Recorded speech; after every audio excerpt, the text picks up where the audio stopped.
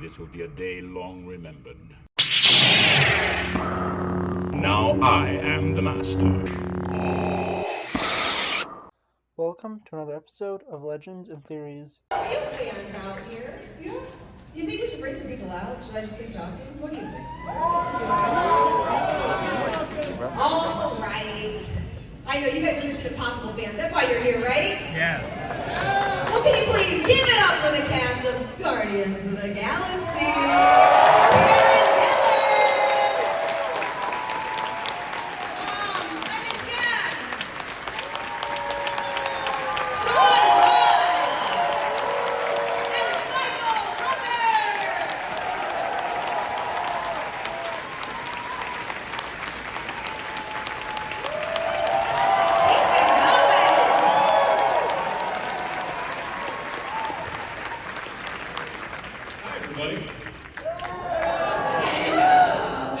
What's up?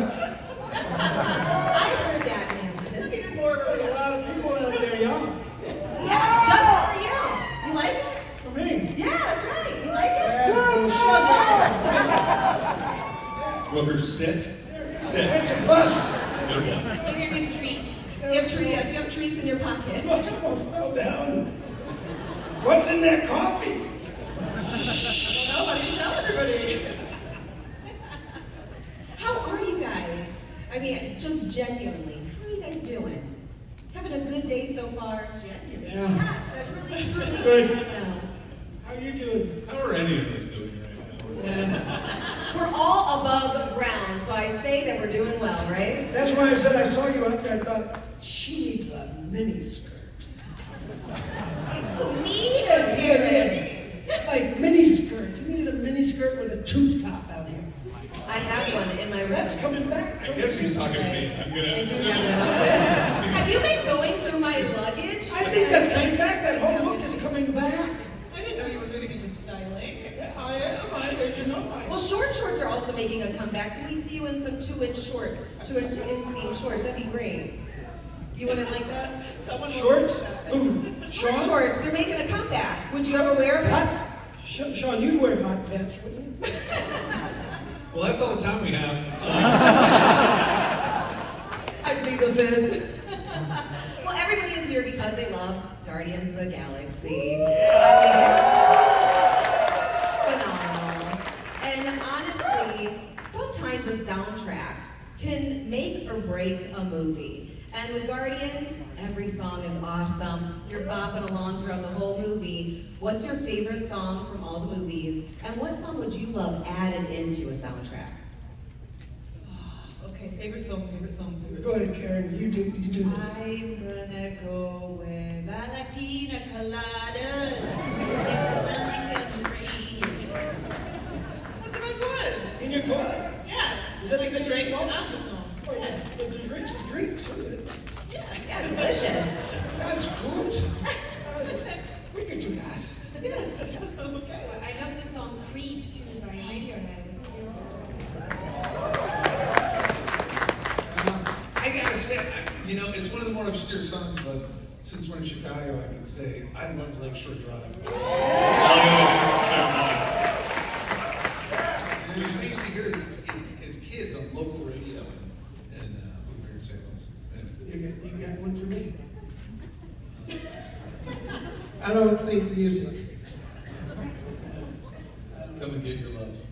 Yeah, that's a good one. Okay, I like that one. Come and get your love. That's what I'll do. I'm sold on that one. Done and done.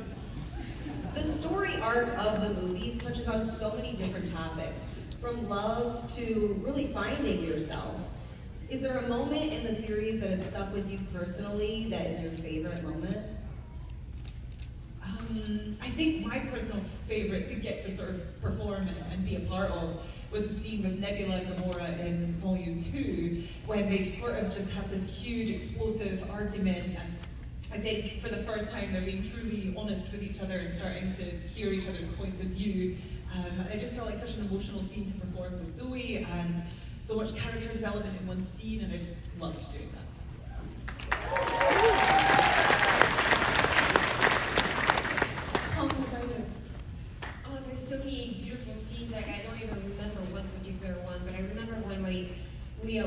walking in slow-mo with our new costume from Guardians of the Galaxy Volume 3. It was really cool. It's a good opening too. Let's see. I really like the Ravager funeral at the end of the second movie. Like seeing her at the funeral because Rooker's finally dead.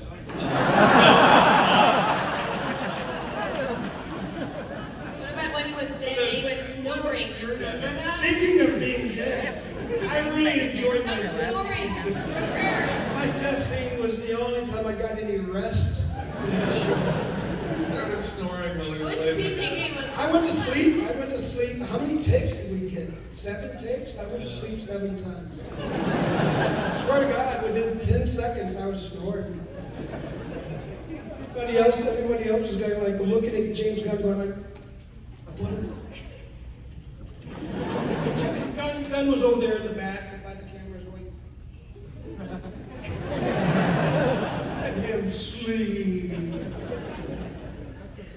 Karen, you said evolving, and that sparks my next question. Obviously, the first Guardians was released in 2014, and you guys were obviously working on it before then, prior to the release. And it's been so many films that you've been a part of now. How did you evolve that character from the first movie till now? And how did you evolve personally as an actor throughout that process? You want to go? I'll go. Yeah, why not? Well, because I like my character changed so much from being just like the first mate in the first movie to being sort of a part of the team by the third movie. So for me, that's like it was really cool to have that character grow, and I didn't know that Kraken was going to be growing and doing more when we first started, and so it felt like a parallel of my own experience as an actor in a movie, like being more and more a part of Yeah, it. you were like really wimpy there for a while. I mean, you were like whatever anybody says, you went along with it and all that shit. I mean, you were like turning on your best friend. I mean, you had a lot of changes. You really did have a lot of changes. I wasn't sure how you made those changes. Are you still sore over that dead comment that I made? Yeah.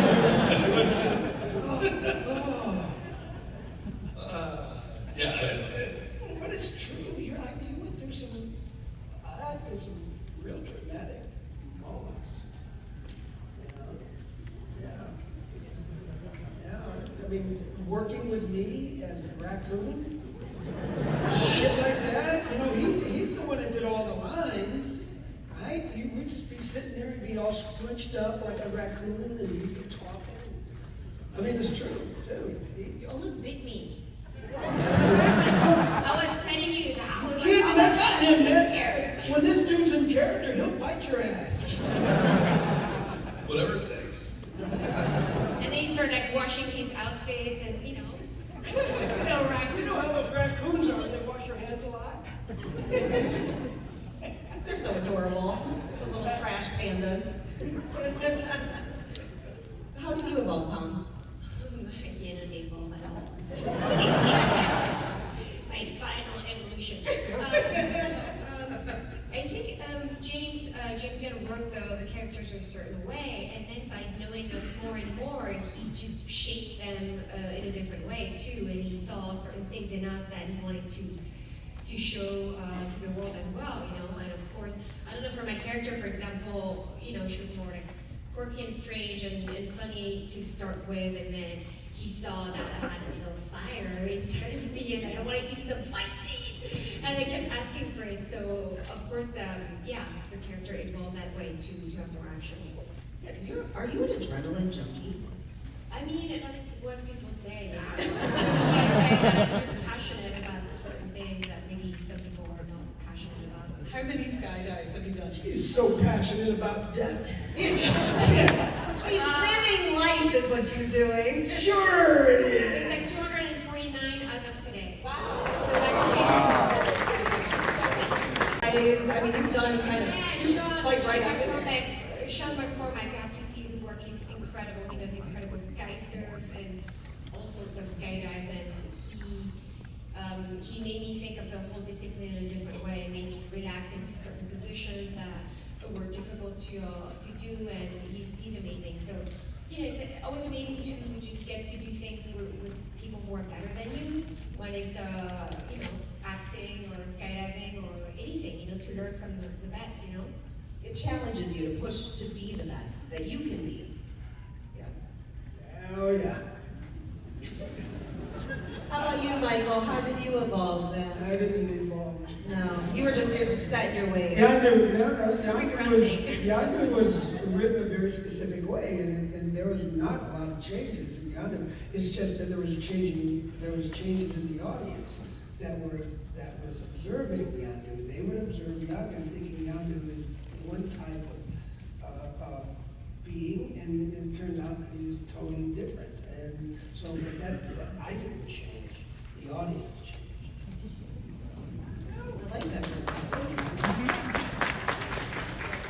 People like that shit, huh?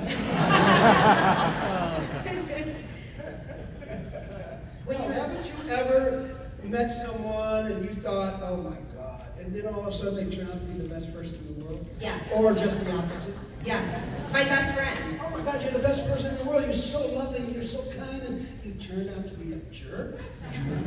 It happens all the time. It's just, Yondu was a jerk that turned out to actually be a pretty good guy. I would say most bad guys have a little good deep down inside. They just, you know, they hide it. You hide it well.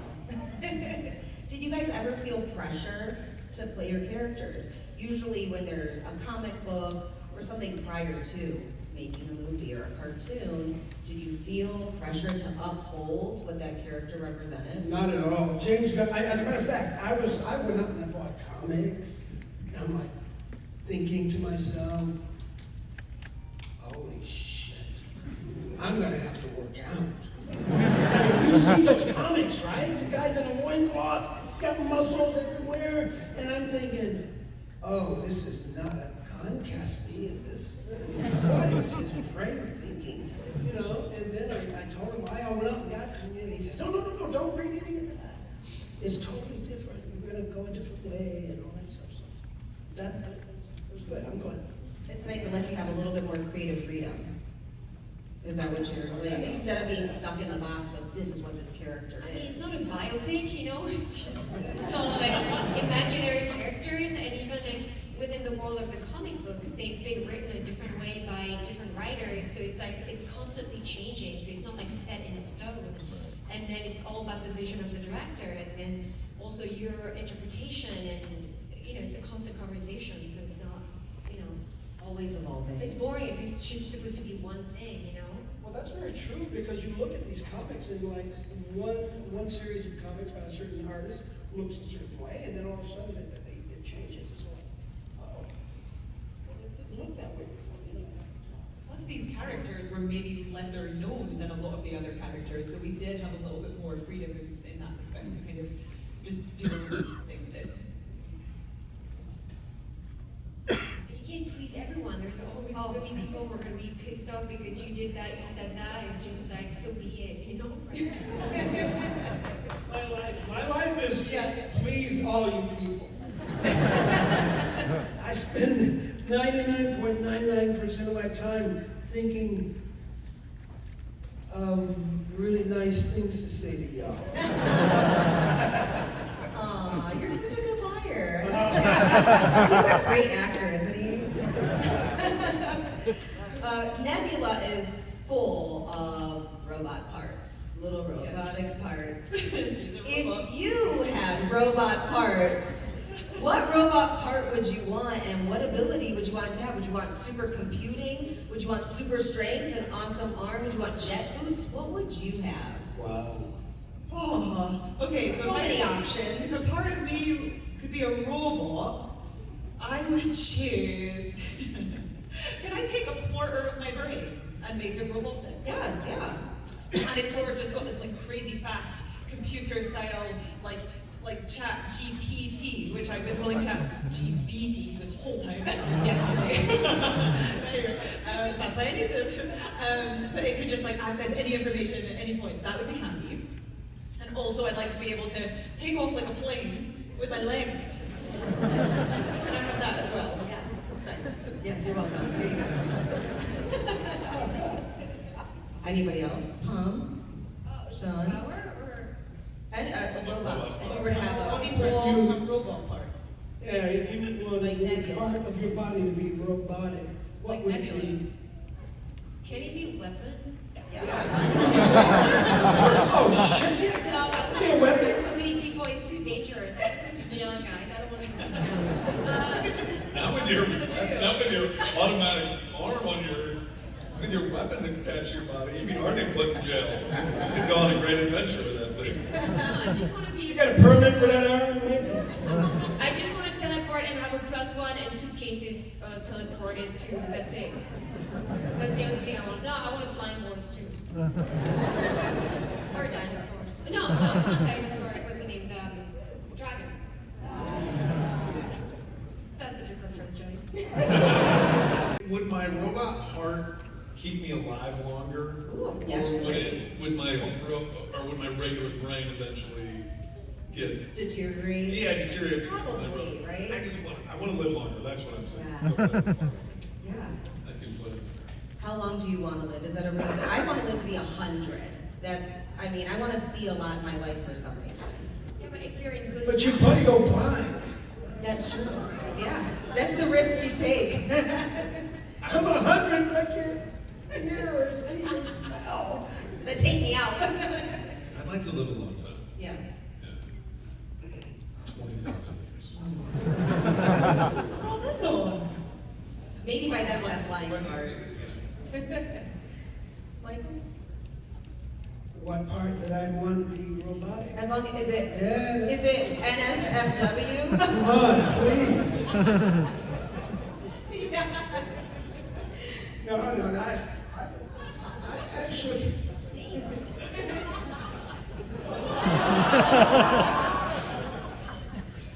Yeah, you would think you'd want that part, but I'm thinking that, that's one of the things that goes as you age.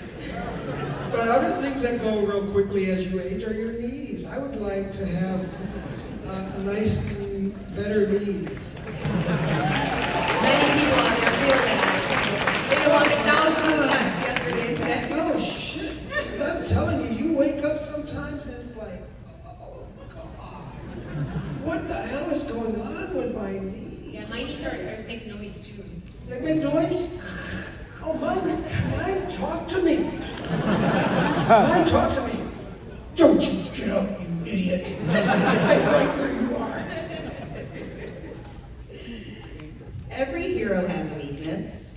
Mine is sweets. I don't know about you guys. They're dangerous. What is your weakness?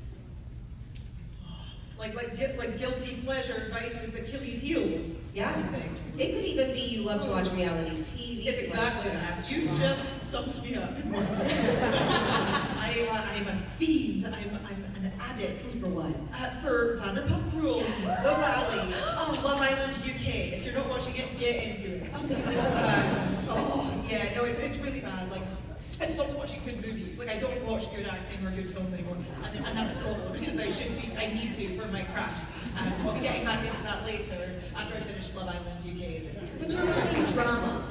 Drama. That's what you're watching. I'm watching human behavior. Yes. I'm watching conflict. How real people behave on screen. You know, not this approximation of behavior. It's a real thing. So if anything, I'm studying. The real thing. I believe that too. Do you have a weakness? Is it heights? Is it? Yeah. You like jumping on a plane? What's your weakness? I love doing that for sure. I love horses. So when I see horses like on the side of this, on the road, I can't not say horse. So I have to say it. I can't not say it, and even if I'm alone, like horse. And I want to stop the car and just like roll in the field with the horses. And I got kicked out once of the field because I was petting a horse. Like for a long time too. And then she talked to me in Norwegian, and she was like, I don't speak Norwegian, but I think she was like, get the fuck out of my field. That's what I understood. I was like, I'm so sorry, I just wanted to pet your horse. horse. I didn't do anything bad to your horse. And then I posted a video of the horse on Instagram maybe a year after, and then she commented, oh, sorry, I kicked you out of the room. What did you do to the horse? Just cuddles. Just like scratching, cuddles, and putting the hair behind the ear, and then it's like falling back down. And just talking to the horse. Trying to talk about the dreams of the horse and all that. What are you doing? How much grass have you been eating? You know? They're like big dogs, right? They have personalities. They're so smart. So it's like having a good companion. Horses are such a sweet weakness to have. What's I was going to yours? say general bitterness. Oh, that too. Yeah, procrastination, maybe. I don't know, the usual. Yeah. What was the question? What's your weakness? Yeah. My weakness? No, alcohol is not a weakness.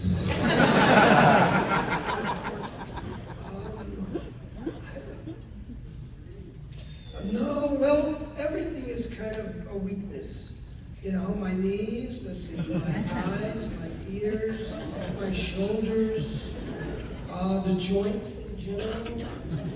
But my brain is a little bit weak in lots of different areas. You know, I think the memory is okay, but I think my weakness is I'm always aware. You would think that's not a weakness, but it becomes quite debilitating sometimes when you're always aware. Aware of what? Aware of danger, aware of everything, aware of, not paranoid, but just aware. I'm a very aware person, and it gets old sometimes. Yeah, that could be a curve. Because it makes my, your nervous systems, there are like 3 of them, right? And two of them are pretty normal, but the other one is like 98% all the time. And that's the flight or flight one, and that's the one that bugs me all the time because it makes me aware of everything that goes on around me. If you're afraid of being jumped in an alley, I'm the guy to go down the alley with because I'm going to sense these motherfuckers. So I'm just aware. I was a lifeguard for 3-4 years. It's built into me to be aware. And I don't know how that happened. It's just that's my personal weakness, and that would be a bad thing. Yeah, I'm sure it's mentally exhausting to always be constantly looking and being ready at any moment. That's why I think that's why I can sleep anywhere, anytime. Within a minute and a half, I can go to sleep. Sorry, you were lifeguard, you said? Where? The Chicago lakefront, North Avenue Beach. Oh, the beach? That you had No, huh? Yeah, almost exactly. Here.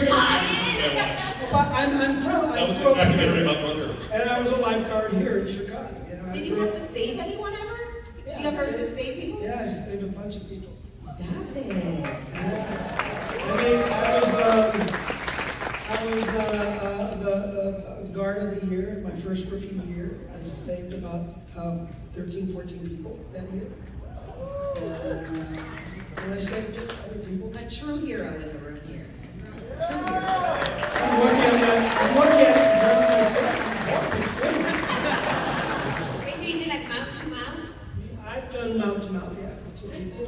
I've been thrown up on and all kinds of stuff. But back then, they didn't have the little cuppy things you put over the mouth. You just. They do now? Yeah, to protect you from a biohazard of some sort. Somebody's throwing up into your throat. That's not bleak. But, you got to do it. And, you don't have to always carry that thing around with you in real life. So if somebody went down here, I'd push you forward. I love that. I have a couple fan-submitted questions for you guys. This is for everyone from Colleen in Ohio. I'm from Cleveland. Go Colleen. Are there any multiverses you would like to see your characters in? Is there another multiverse that you would like to be a part of? Okay. Karen, go. And let's just say fandom, out of any fandom at all, whether even could be a cartoon like Adventure Time, where would you love to see your character represented? The Simpsons. Oh. Good answer. Simpsons.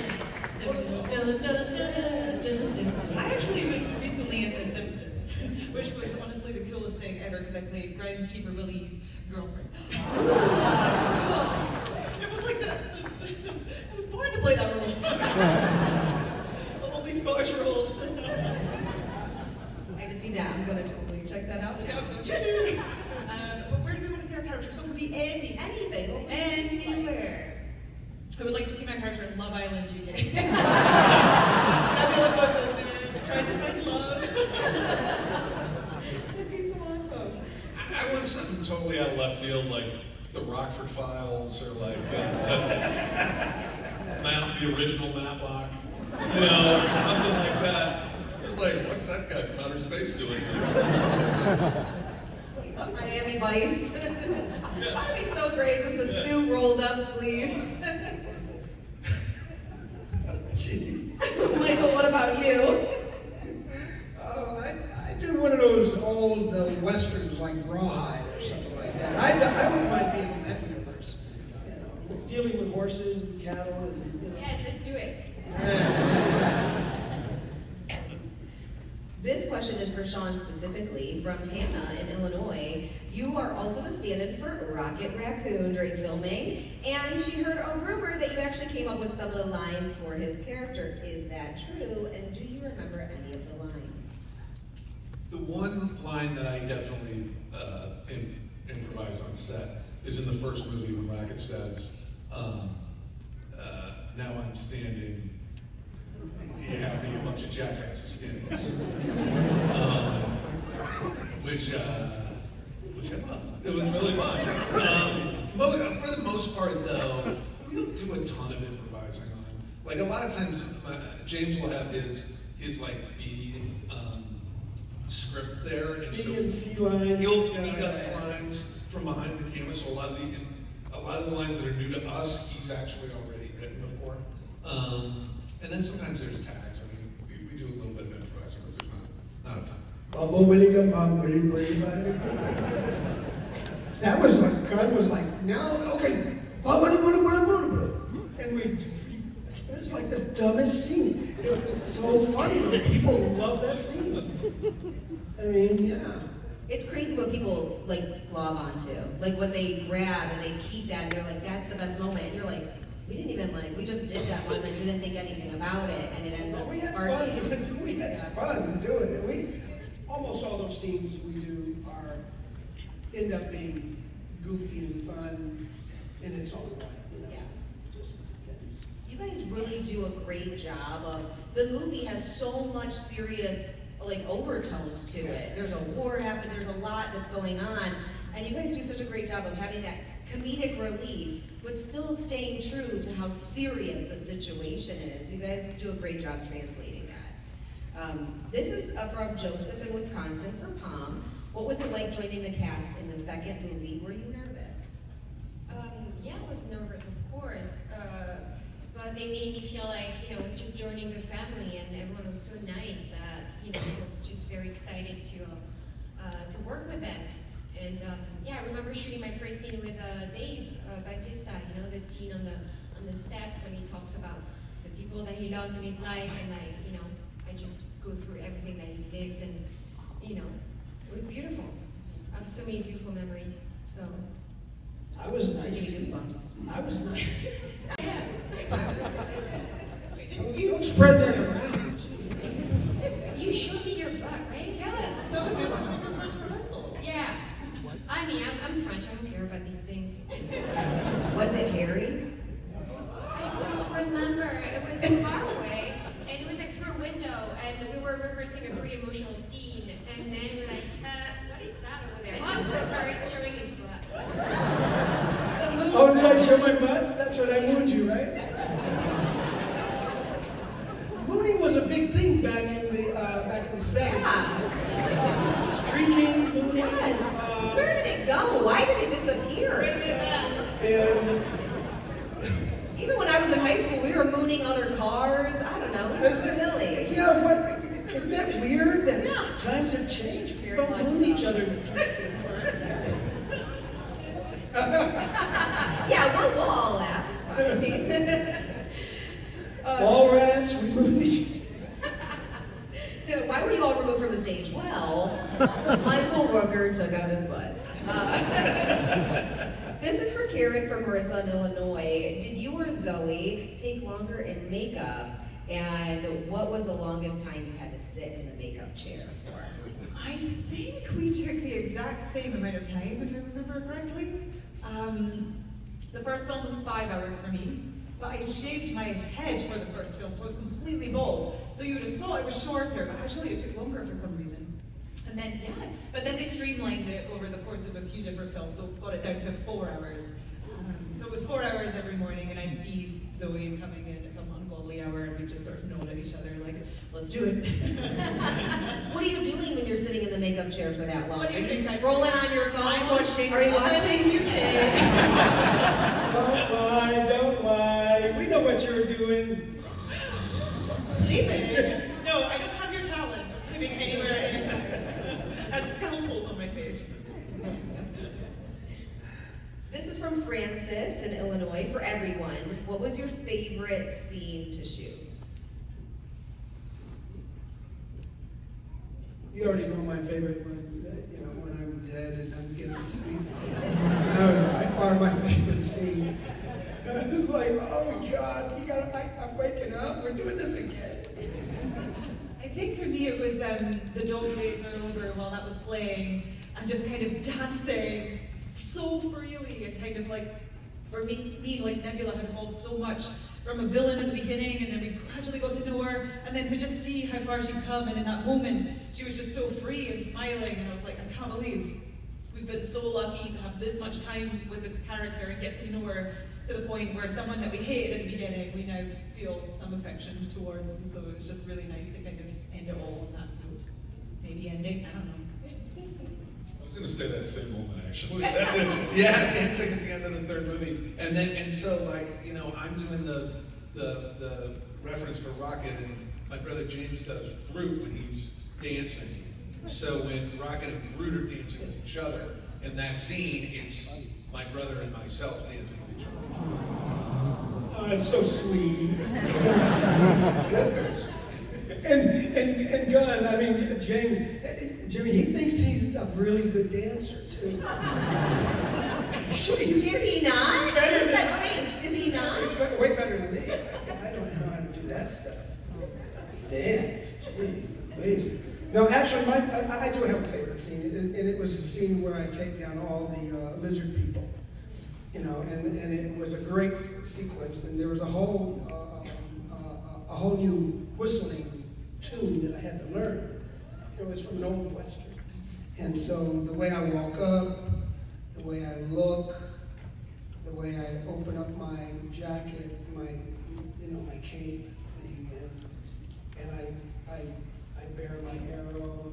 It's like the gun. I'm a gunfighter at that moment. And I'm looking in their eyes, and all of a sudden I strike, right? And so that was a very old style Western setup, and I loved it. And in my mind, I'm always thinking it's like this one. It's like.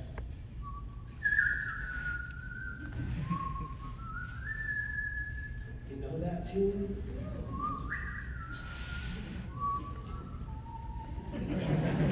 That's what I'm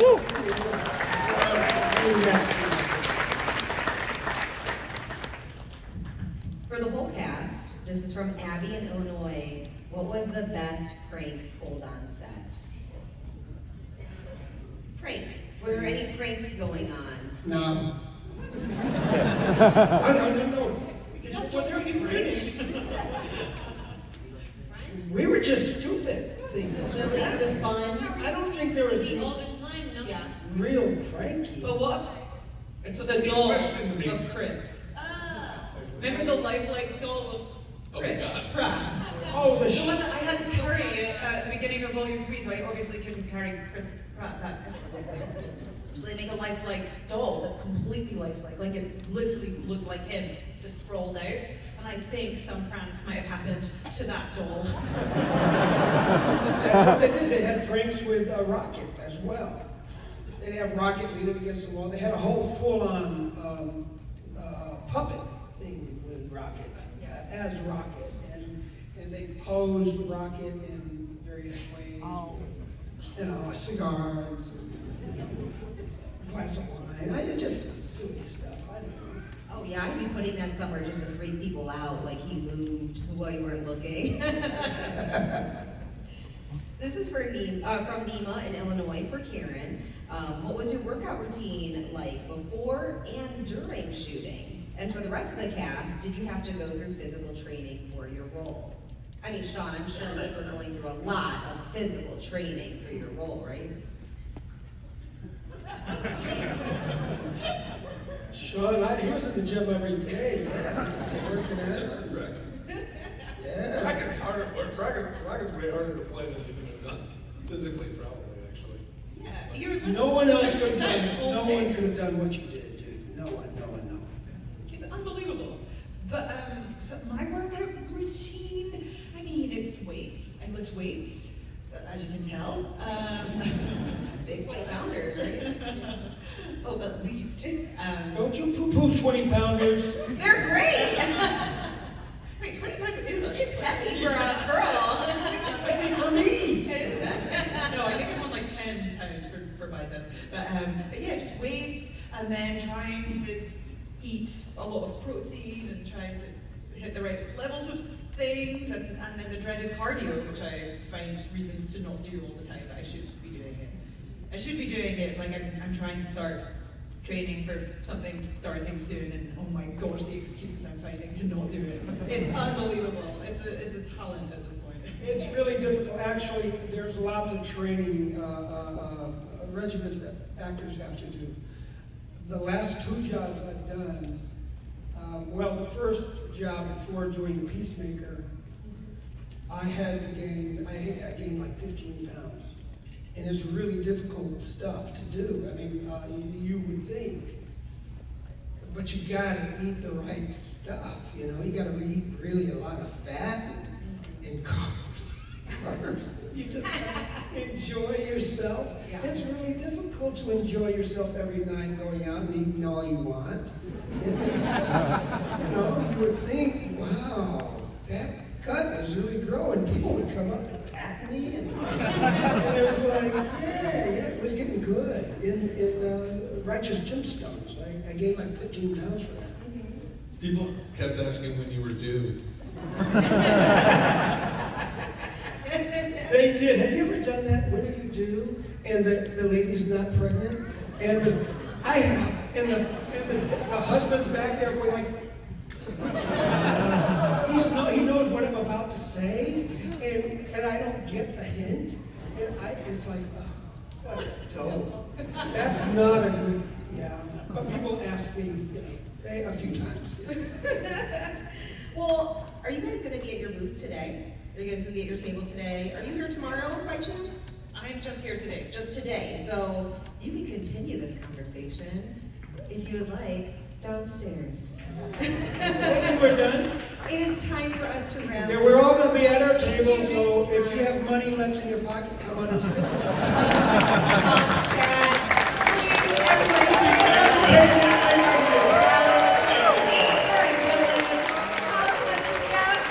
Sean Gunn and Michael Rooker. Thank you for watching this episode of Legends and Theories. Please subscribe, like the video, share the video, leave a comment, check out the video on screen, and may the Force be with you.